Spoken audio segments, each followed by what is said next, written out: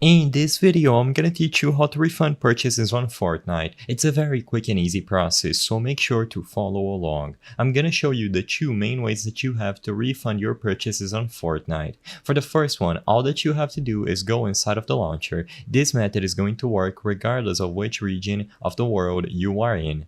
When you open the Fortnite launcher, all that you have to do to refund any purchases that you have made using V-Bucks is to click these three lines at the top left corner to access the menu and then go into the settings.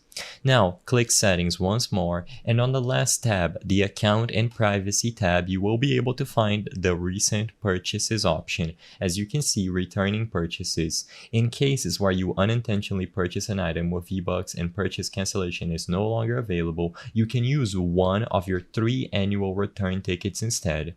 Basically, when you hover over recent purchases, you will see the amount of return tickets that you have, and as long as you have at least one of these tickets available, you will be able to select any purchase that you have made using V-Bucks and get a refund. Sadly, I will not be able to fully demonstrate this because I haven't made any purchases using V-Bucks in the last 30 days, but everything should be listed here, and as long as you have at least one return ticket available, you will be able to refund any purchases on Fortnite. Now, there is a second option that is going to work until 2024.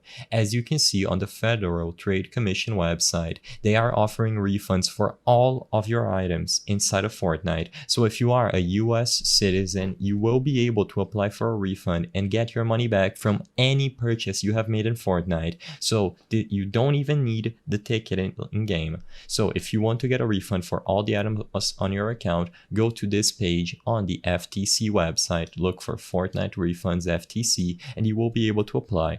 Unfortunately, I cannot show you this full process because I am not a US resident, but you will be able to refund any and all purchases that you have made inside of Fortnite up until January of 2024 if you use this website. Simply follow the instructions after you click apply for a refund.